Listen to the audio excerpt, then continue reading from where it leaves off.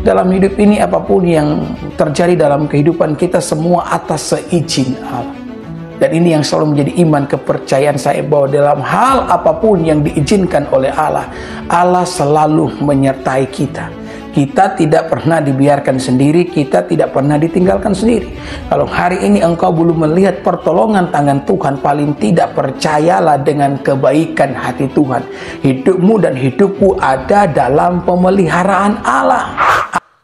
Kalau hari ini Anda sementara kecewa, ya terserah mau kecewa dengan siapakah itu. Mungkin dengan suami, dengan istri. Anda sebagai orang tua kecewa dengan anak, iya kan? Ada kan yang begitu, orang tua yang kecewa dengan anak. Anak yang dibesarkan dengan kasih sayang, dengan cinta kasih. Ketika mereka tumbuh besar, ketika mereka berkeluarga, sepertinya mereka bahkan tidak lagi, saudara-saudara, menaruh perhatian kepada orang tua. Padahal kondisi yang dialami oleh orang tua sangat memerlukan dan membutuhkan keberadaan seorang anak. Ya, anak bisa mengecewakan orang tua, atau bahkan sebaliknya. Ya, orang tua bisa mengecewakan anak. Kita bisa mengalami yang namanya kekecewaan dari orang-orang terdekat kita. Semakin dekat dengan mereka, semakin dekat mereka dengan kita, maka semakin besar kekecewaan yang mungkin akan terjadi.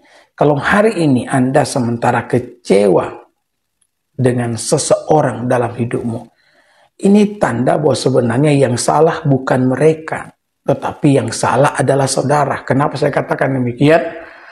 Karena menurut Yeremia pasal 17 ayat yang kelima, Anda terlalu mengandalkan mereka.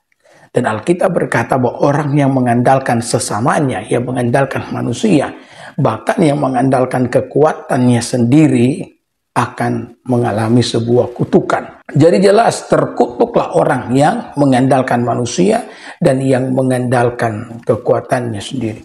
Saudara, yang namanya ekspektasi atau harapan yang besar tidak boleh diarahkan kepada manusia. Siapapun manusia itu. Tidak boleh. Ekspektasi kita hanya boleh kita naikkan kepada Tuhan. Ketika engkau mengalami kekecewaan dengan seseorang, itu bukan karena mereka, tetapi karena ekspektasi saudara yang terlalu berlebihan kepada mereka. Yang namanya ekspektasi atau sebuah harapan yang besar hanya bisa kita naikkan kepada Tuhan.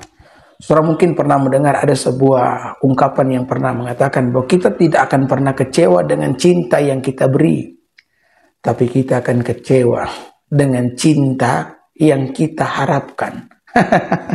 Ya, betul tidak? Ya.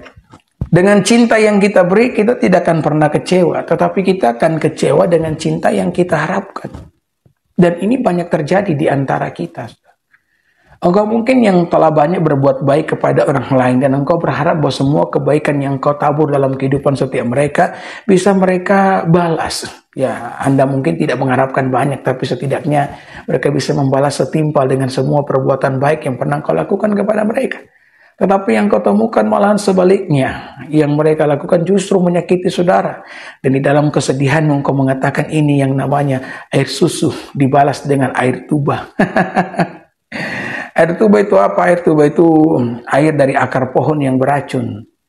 Di zaman dulu kalau para nelayan mau tangkap ikan, ya di tambak atau di sungai, biasa mereka menggunakan akar dari pohon tuba ini yang dikeluarkan airnya menjadi racun untuk menangkap ikan.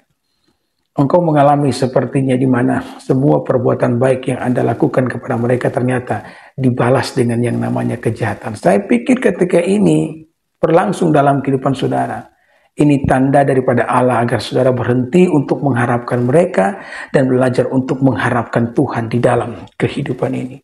Saudara, yang namanya manusia kan ada dua jenis. Ya, kalau saudara menjalani kehidupan, saudara akan mengerti manusia itu ada dua jenis. Yang pertama, mereka yang mau menolong kita, tapi mereka tidak mampu menolong kita. Ada orang-orang di sekitar kita memiliki keinginan yang sangat besar untuk menolong saudara. Mereka punya kebaikan hati yang sangat besar untuk membantu saudara di tengah-tengah setiap kemalangan yang sementara terjadi. Tetapi apa daya, mau peluk gunung tangan tak sampai, mau terbang ke bulan tak punya sayap. Mereka punya semua keinginan itu dalam hati mereka, tapi mereka tidak punya kemampuan untuk menolong saudara. Maka dengan orang-orang yang seperti ini, saudara tidak boleh menjadi kecewa. Ada amin? Ya. Karena kita tidak bisa memaksakan orang lain untuk menolong kita, sementara mereka sendiri mungkin menolong diri mereka sendiri saja, mereka sudah kesusahan. Apalagi saudara harus menolong kita, ya. Saya menyampaikan ini karena ada begitu banyak orang yang kecewa dengan sesama, karena ya mereka tidak mendapatkan bantuan yang mereka harapkan. Yang kedua, ada orang yang mampu menolong kita, tapi mereka tidak mau menolong kita. Ya. Nah, dengan orang-orang yang demikian pun kita tidak boleh menjadi kecewa. Ya, mereka mungkin memiliki kemampuan untuk menolong saudara, tapi kalau mereka tidak mau menolong bagaimana? Apakah saudara harus terus menjadi marah dengan setiap mereka? Percayalah saudara-saudara bahwa dalam hidup ini apapun yang terjadi dalam kehidupan kita semua atas seizin Allah. Dan ini yang selalu menjadi iman kepercayaan saya, bahwa dalam hal apapun yang diizinkan oleh Allah, Allah selalu menyertai kita. Kita tidak pernah dibiarkan sendiri, kita tidak pernah ditinggalkan sendiri. Kalau hari ini engkau belum melihat pertolongan tangan Tuhan, paling tidak percayalah dengan kebaikan hati Tuhan. Hidupmu dan hidupku ada dalam pemeliharaan Allah. Allah tidak akan pernah meninggalkan saudara. Dia ada bagi setiap kita. Saudara tahu apa arti dari Yahweh? Ya, YHWH itu artinya I will be there for you. Saya akan ada bagimu di sana. Bahkan nama Tuhan pun menjelaskan kepedulian Tuhan kepada setiap kita. Bahkan ketika Yesus lahir ke dalam dunia, apa yang dikatakan malaikat kepada Maria? Ya, malaikat berkata bahwa dia akan disebut sebagai Immanuel.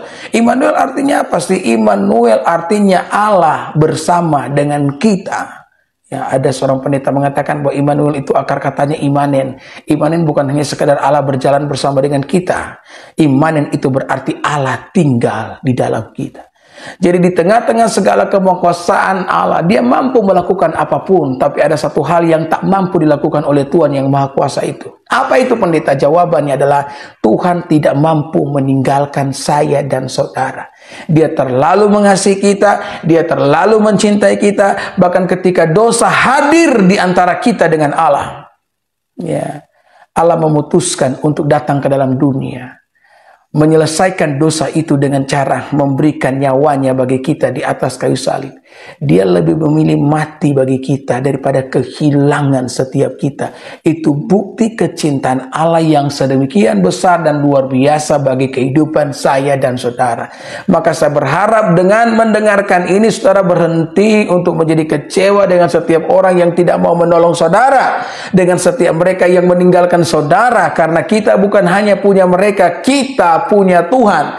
Atau mungkin lebih baik saya mau katakan kepada saudara bahwa Tuhan itu memiliki kita.